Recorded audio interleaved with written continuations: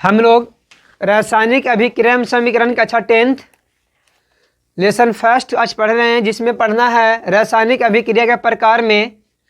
हम बता दिए थे एकल विस्थापन अभिक्रिया के बारे में, फिर से बता रहे हैं। इससे पहले जो बताए हैं वो था संयोजन अभिक्रिया, वियोजन अभिक्रिया और विद्युत अपघटन अभिक्रिया। उसके बाद आज पढ़ेंगे हम लोग एकल विस्थापन अभिक्रिया। तो एकल विस्थापन अभिक्रिया होता क्या है? वैसे रासायनिक अभिक्रिया जिसमें कोई तत्व अपने से कम क्रियाशील वाले तत्व को विस्थापित कर उसका जगह स्वयं ले लेता है, तो उसे एकल विस्थापन अभिक्रिया कहते हैं। देखिए यहाँ क्रियाशीलता याद करके रखना होगा। भारतीय भवन के बुक में पेज नंबर 43 पर दिया हुआ है क्रियाशीलता। पेज नंबर 43 पर क्रियाशीलता दिया हुआ है, उसको याद कर लेना है। जैसे जैसे आप ऊपर जाइएगा वैसे वैसे क्रियाशीलता बढ़ते जाएगी, और जैसे जैसे नीचे जाएंगे वैसे वैसे क्रियाशीलता। तो जैसे कि यहाँ पर पोटेशियम की बात की जाए तो पोटेशियम सबसे ऊपर है, तो सबसे अधिक क्रियाशील कौन है? पोटेशियम हो गया। उसके बाद बेरियम है, उसके बाद कैल्शियम है, उसके बाद सोडियम है, उसके बाद मैग्नीशियम है, एल्युमिनियम है, जिंक है, क्रोमियम है, आयरन है, कैडमियम है, कोबाल्ट है, निकेल है, टीन है, लेड है। उसके बाद हाइड्रोजन है, कॉपर है, मरकरी है, सिल्वर है, प्लेटिनियम है और गोल्ड है। यानी सबसे अधिक क्रियाशील होता है पोटेशियम और सबसे कम क्रियाशील होता है सोना। तो इसको याद करके रखना होगा। जब याद कीजिएगा तभी ये समझ में आएगा। तो देखिए यहाँ पर है कि अपने से कम क्रियाशील वाले तत्व को विस्थापित कर और उसका जगह क्या करता है? स्वयं ग्रहण कर लेता है, तो उसे हम लोग एकल विस्थापन अभिक्रिया कहते हैं। जैसे कि यहाँ फेरिक के देखा जाए, अगर copper sulphate, ferric copper sulphate है ना, जब फेरिक को हम लोग लोहा को कॉपर सल्फेट के विलयन में मिलाते हैं तो क्या होता है? तो यहाँ देखिए फेरिक जो होता है से ये कॉपर से अधिक क्रियाशील है। लोहा जो है से कॉपर से क्या है? अधिक क्रियाशील है। इसके वजह से यहाँ पर कॉपर को विस्थापित कर देता है। कॉपर क्या करता है? यहाँ से इसको विस्थापित कर देगा तो ये निकल गया अलग कॉपर। उसके बाद इसका जगह स्वयं ले लेता है, इसको हटाता है, इसका जगह क्या करता है? तो FeSO4 बनता है। क्या बनता है? यानी फेरस सल्फेट और कॉपर का निर्माण होता है। तो यहाँ पर हम देख रहे हैं कि अपने से कम क्रियाशील वाले तत्वों को क्या कर रहा है? यहाँ से हटा दे रहा है, और हटाने के बाद इसका जगह क्या कर रहा है? स्वयं ग्रहण कर ले रहा है। तो इस प्रकार के रासायनिक अभिक्रिया को हम लोग कहते हैं एकल विस्थापन अभिक्रिया। क्या कहते हैं? एकल विस्थापन अभिक्रिया। जैसे कि एक और देख लीजिए, ऐसा नहीं है कि सबसे सुपरस्टार यही है, ये सबको हटा देगा, नहीं। अगर यहां पर सोडियम आ गया तो इसको हटा सकता है, पोटेशियम भी आ गया तो इसको हटा सकता है ना, क्योंकि ये सबसे ज्यादा क्रियाशील पोटेशियम है कि नहीं है, इससे भी ज्यादा क्रियाशील सोडियम है ना, तो इसको हटा सकता है। ऐसा नहीं है कि सिर्फ ई हटा दिया तो ये इसको कोई नहीं हटा सकता है, इसको भी हटाया जा सकता है। ठीक है।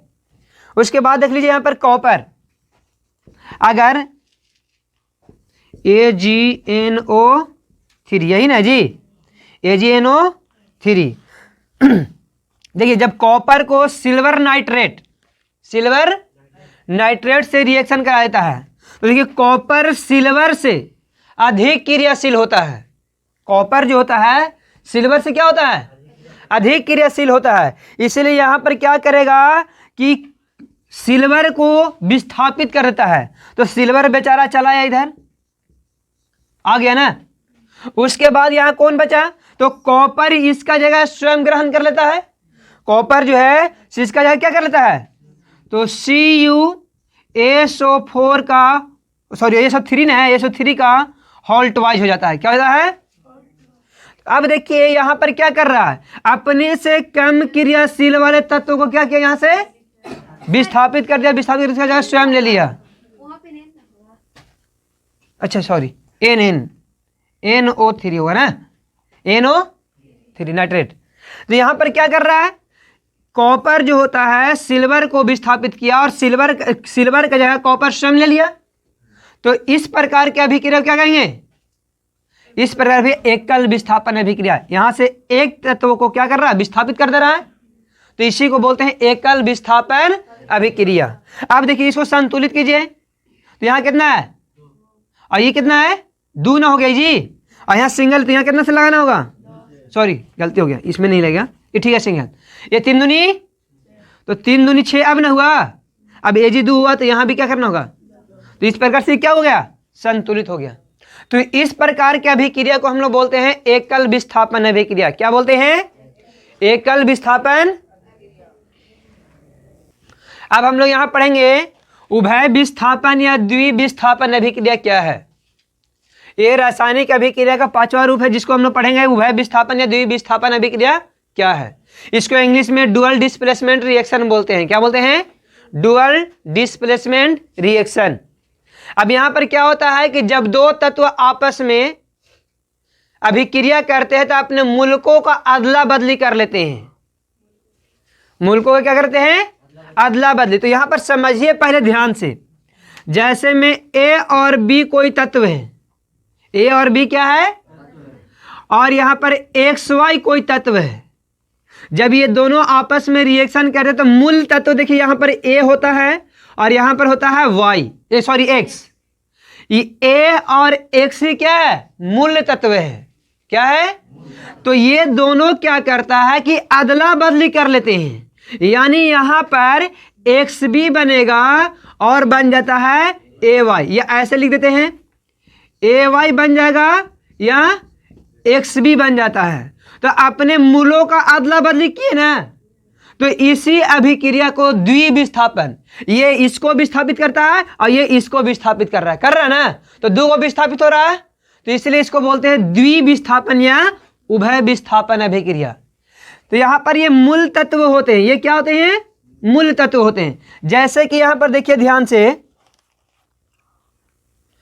एक है NaCl प्लस में AgNO3, AgNO, यानी यहां पर कौन सा तत्व है, ये यौगिक है सोडियम क्लोराइड सिल्वर नाइट्रेट।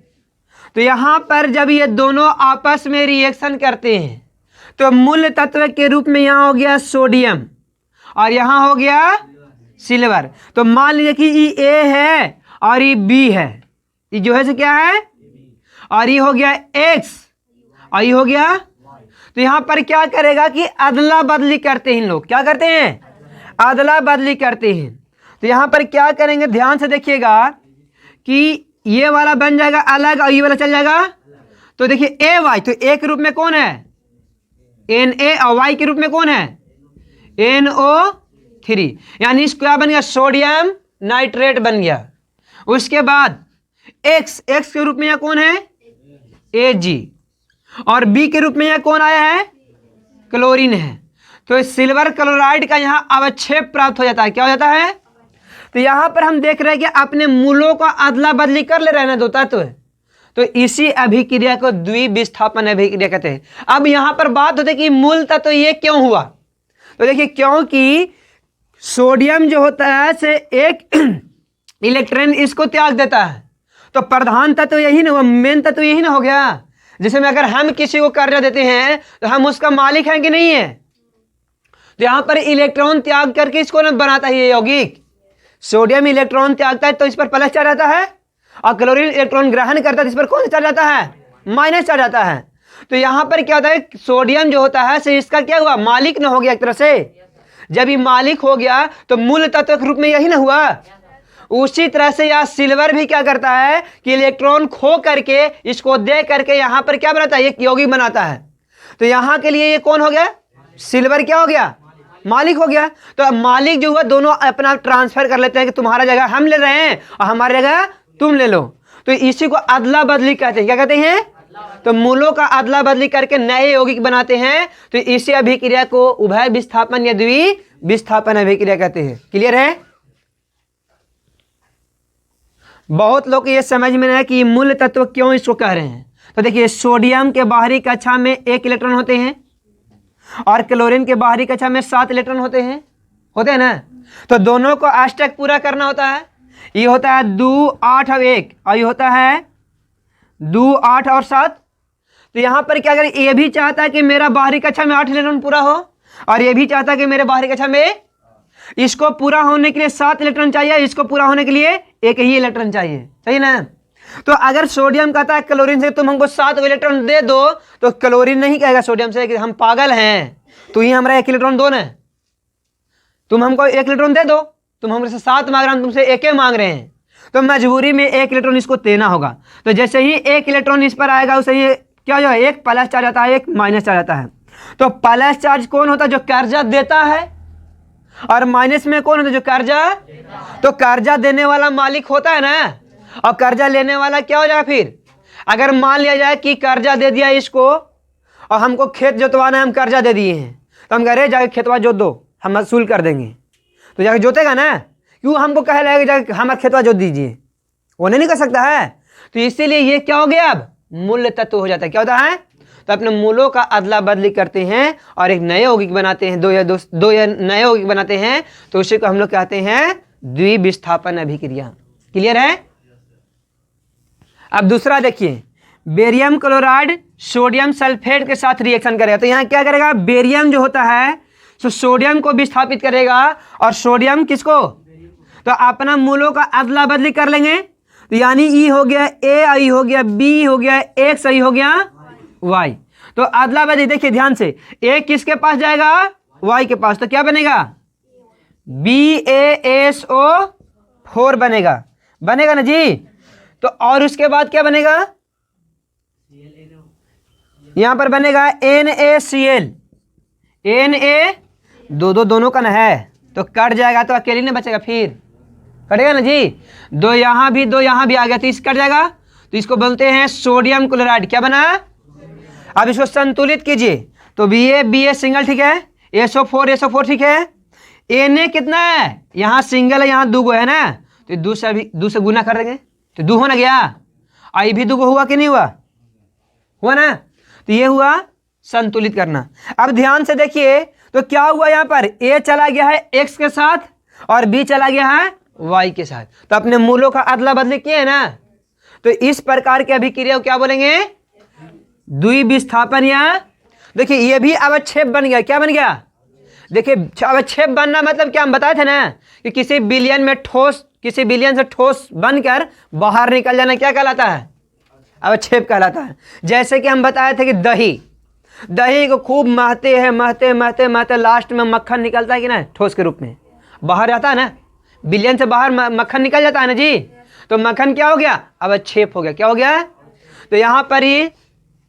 अवक्षेप है, यहाँ पर ये भी अवक्षेप है, तो ये जो होता है अवक्षेपन अभिक्रिया के भी प्रकार हो जाएंगे, अवक्षेपन अभिक्रिया जो होता है ना उसका भी उदाहरण हो जाएगा, तो ये समझ में आ गया। वैसे रासायनिक अभिक्रिया जिसमें अवक्षेप प्राप्त होता है, जिसमें क्या होता है, अवक्षेप प्राप्त होता है, उसे अवक्षेपन अभिक्रिया कहते हैं, क्या कहते हैं, यानी जिस रासायनिक अभिक्रिया में प्रतिफल ठोस रूप में जमा हो जाए, विलयन से ठोस रूप में अलग हो जाता है, तो उसी को हम लोग क्या बोलते हैं, अवक्षेपन अभिक्रिया। जैसे कि अभी यहाँ पर हम लोग उभय विस्थापन अभिक्रिया में दोनों उदाहरण जो पढ़े थे, वो दोनों उदाहरण अवक्षेपन अभिक्रिया में भी शामिल हो सकता है। जैसे में कौन कौन था, सोडियम क्लोराइड और रिएक्शन करा थे सिल्वर नाइट्रेट था, इन्हें था जी, सिल्वर नाइट्रेट के साथ रिएक्शन हम लोग कर रहे थे, तो यहाँ पर क्या हो रहा था कि एक तरह से उभय विस्थापन अभिक्रिया भी हो रहा है, अदला बदली कर लेते हैं, तो यहाँ पर बनता है सिल्वर क्लोराइड बनता है ना जी, उसके बाद सोडियम नाइट्रेट बनता है। तो यहाँ पर ध्यान दीजिए कि यहाँ पे ये जो सिल्वर क्लोराइड जो बन रहा है वही ठोस रूप में क्या हो जाता है, पृथक हो जाता है, तो इसी को हम लोग बोलते हैं अवक्षेपन अभिक्रिया। कि क्या हो रहा है, अवक्षेप प्राप्त हो रहा है ना, तो इसी को क्या बोलेंगे, अवक्षेपन अभिक्रिया। वैसे रासायनिक अभिक्रिया जिसमें प्रतिफल ठोस रूप में अवक्षेप प्राप्त होता है, ठोस रूप में क्या हो जाता है, अवक्षेप प्राप्त होता है, उसे क्या कहते हैं, अवक्षेपन अभिक्रिया कहते हैं। चलिए उतारिए, ये छठा था ना जी, चलिए ठीक है। अब हम लोग को सातवां पढ़ना है उदासीनीकरण अभिक्रिया क्या है। तो उदासीनीकरण करण अभिक्रिया वैसे रासायनिक अभिक्रिया जिसमें कोई अम्ल क्षार से अभिक्रिया करके उदासीन तथा जल का निर्माण करता है, लवण तथा जल का निर्माण करता है, तो उसी को हम लोग क्या कहते हैं? उदासीनीकरण अभिक्रिया। कोई अम्ल क्षार या भस्म, क्षार या के साथ, क्षार या भस्म उसी को बोलते हैं, क्षार को ही भस्म कहा जाता है, क्षार या भस्म के साथ रिएक्शन करता है, अभिक्रिया करता है, तो अभिक्रिया के फलस्वरूप क्या बनता है? लवण तथा जल का निर्माण होता है। तो ध्यान से देखिएगा, अम्ल स्वाद में क्या होता है? खट्टा होता है, और ये क्या होता है? कड़वा होता है। क्या होता है? क्षार क्या होता है? आप 8th क्लास में पढ़े, 10th क्लास में अगला लेसन में ही अम्ल और क्षार के बारे में पढ़ना है। अभी तो हम नहीं पढ़ाए हैं, लेकिन अगला लेसन में जब पढ़ेंगे तो समझ में आएगा। अम्ल स्वाद में खट्टा और क्षार कैसा होता है?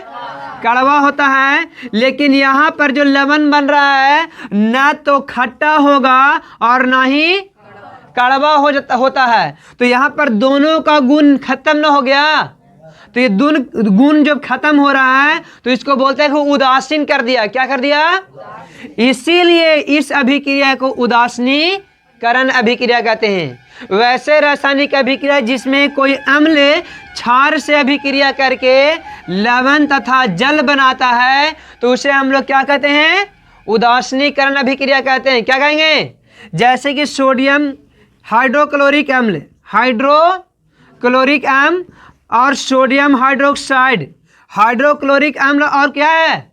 सोडियम हाइड्रोक्साइड है। जब ये दोनों आपस में रिएक्शन करते हैं तो रिएक्शन करने के फलस्वरूप बनता है NaCl यानी सोडियम क्लोराइड तथा H2O का निर्माण होता है। तो यहाँ पर देखो ये क्या है? सोडियम क्लोराइड क्या होता है? तो सोडियम क्लोराइड एक लवण होता है जिसमें न तो यहाँ पर हाइड्रोक्लोरिक अम्ल का गुण होगा और न ही सोडियम क्लोराइड का गुण होगा। तो ये बिल्कुल उदासीन हो जाता है। इसीलिए इस अभिक्रिया को क्या कहते हैं? उदासीनीकरण अभिक्रिया। कोई भी क्षार अगर अम्ल से रिएक्शन करेगा, मिलेगा, अभिक्रिया करेगा, तो अभिक्रिया के फलस्वरूप लवण और जल बनाता है, जिसमें लवण में होता क्या है कि ना तो अम्ल का गुण पाया जाता है और न ही क्षार का गुण पाया जाता है।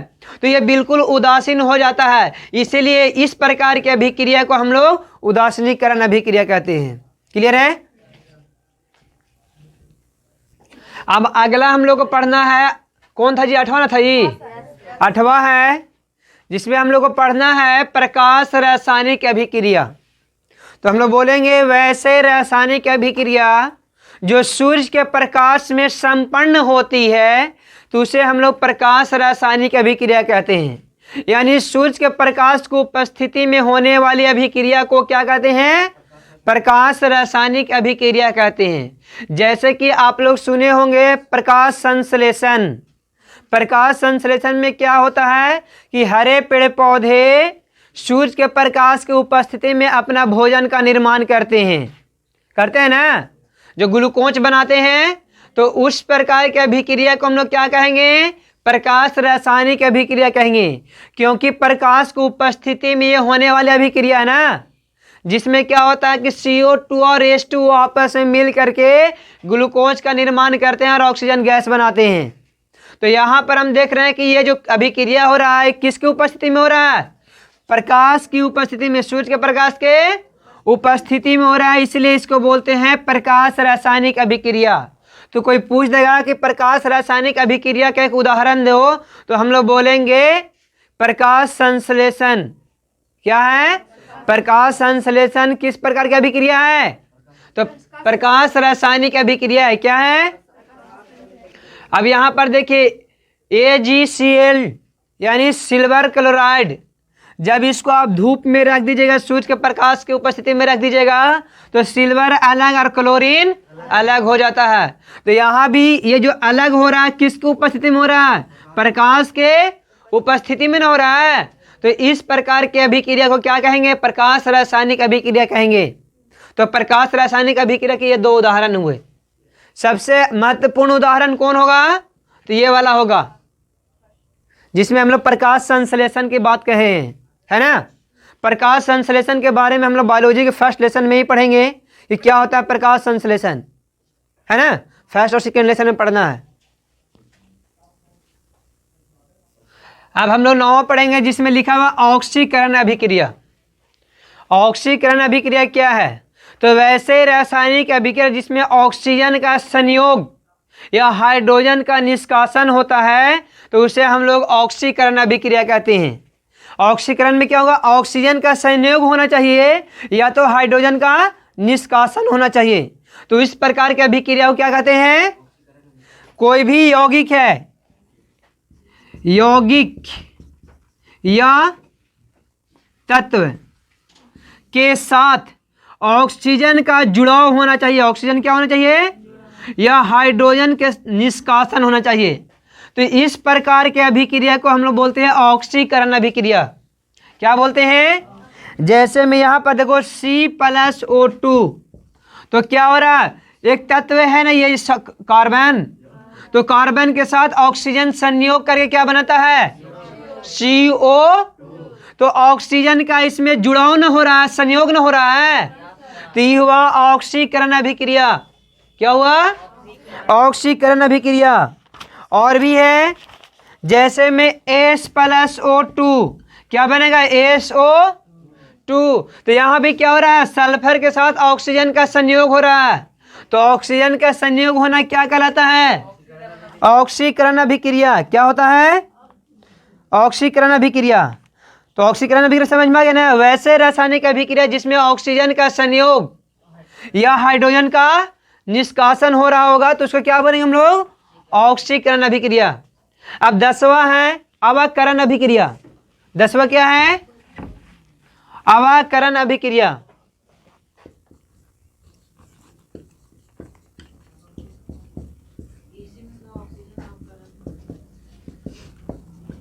देखिए अवाकरण अभिक्रिया जस्ट इसका उल्टा होता है। वैसे रासायनिक अभिक्रिया जिसमें हाइड्रोजन का संयोग और ऑक्सीजन का निष्कासन होता है उसे हम लोग अवाकरण अभिक्रिया कहते हैं। तो इसका उल्टा इसमें क्या हो रहा था कि इसमें ऑक्सीजन जुड़ रहा था और हाइड्रोजन निकल रहा था। इसमें क्या है कि हाइड्रोजन जुड़ रहा है और ऑक्सीजन निकल रहा है, तो एक दूसरे के उल्टा है ना। तो वैसे रासायनिक अभिक्रिया जिसमें हाइड्रोजन का जुड़ाव और ऑक्सीजन का निष्कासन होता है उसे हम लोग अवाकरण अभिक्रिया कहते हैं, और जिसमें ऑक्सीजन का जुड़ाव और हाइड्रोजन का निष्कासन होता है उसे क्या कहते हैं? ऑक्सीकरण अभिक्रिया कहते हैं। तो जैसे में यहाँ पर देख लीजिए H2+O2, तो दोनों क्या बनता है? H2O बनता है ना। तो यहाँ पर देखिए ऑक्सीजन का जुड़ाव हो रहा है कि नहीं हो रहा? या हाइड्रोजन का भी ऑक्सीजन के साथ जुड़ाव हो रहा है कि नहीं हो रहा? दूसरा है H2+Cl2, तो यहाँ पर हाइड्रोक्लोरिक अम्ल बनता है ना। तो क्लोरीन के साथ हाइड्रोजन का जुड़ाव हो रहा है कि नहीं हो रहा? हाइड्रोजन का जुड़ाव हुआ ना। तो इसको बोलेंगे हम लोग क्या? इसको बोलेंगे अवाकरण अभिक्रिया, क्योंकि क्लोरीन के साथ हाइड्रोजन का जुड़ाव हो रहा, संयोग हो रहा है, तो इसको बोलेंगे अवाकरण अभिक्रिया। और एक और होता है रेडॉक्स अभिक्रिया। क्या होता है? तो वैसे रासायनिक अभिक्रिया जिसमें ऑक्सीकरण और अवाकरण दोनों साथ साथ होती है उसे हम लोग रेडॉक्स अभिक्रिया कहते हैं। क्या कहते हैं? अब हम लोग अगला देखेंगे रेडॉक्स अभिक्रिया। रेडॉक्स अभिक्रिया क्या है? तो बोलेंगे वैसे रासायनिक अभिक्रिया जिसमें ऑक्सीकरण एवं अवाकरण दोनों साथ साथ होती है तो उसे हम लोग रेडॉक्स अभिक्रिया कहते हैं। यानी इसमें ऑक्सीकरण और अवाकरण दोनों साथ साथ होगा, दोनों क्या होती है? साथ साथ होती है, तो उसे क्या बोलेंगे? रेडॉक्स अभिक्रिया। जैसे कि यहाँ पर देखिए उदाहरण में दिया हुआ है CuO+H2 और बनता है Cu+H2O। तो यहाँ पर देखिए कि इसमें से ऑक्सीजन का निष्कासन हो रहा है। ऑक्सीजन जो यहाँ जुड़ा हुआ था इसमें है, अब तो ऑक्सीजन इसमें से निकलना गया। तो जब ऑक्सीजन का निष्कासन होता है उसको अवाकरण बोलते हैं। और इसमें हाइड्रोजन के साथ ऑक्सीजन ने क्या किया? फिर यहाँ से ऑक्सीजन निकला और हाइड्रोजन के साथ जुड़ना गया, तो हाइड्रोजन के साथ ऑक्सीजन का जुड़ना क्या कहलाएगा? क्लियर है? नेक्स्ट यहाँ पर H2S प्लस Cl2। यहाँ पर देखिए कि सल्फर से हाइड्रोजन अलग हो रहा है कि नहीं हो रहा है। सल्फर बेचारा अकेला ना गया, यहाँ हाइड्रोजन के साथ था, लेकिन यहाँ क्या हो गया। तो हाइड्रोजन का निष्कासन होना क्या कहलाता है, ऑक्सीकरण। और हाइड्रोजन यहाँ से निकल के एकरा में मिल गया, तो हाइड्रोजन का जुड़ाव क्या कहलाता है। तो ये दोनों जो उदाहरण है किसके उदाहरण है, यानी इसमें अवकरण भी हो रहा है, ऑक्सीकरण भी हो रहा है। इसमें ऑक्सीकरण भी हो रहा है, अवकरण भी। तो एक ही अभिक्रिया में दोनों हो रहा है कि नहीं हो रहा है, दोनों साथ साथ अभिक्रिया हो न रहा है। तो इसी अभिक्रिया को क्या कहते हैं, रेडॉक्स अभिक्रिया। और VVI क्वेश्चन है, ये पूछ देता है कि रेडॉक्स अभिक्रिया का 2 उदाहरण लिखे या एक ही उदाहरण लिखे, तो आपको इसको लिखना होगा या इसको लिख दीजिएगा, ठीक है। VVI very very important.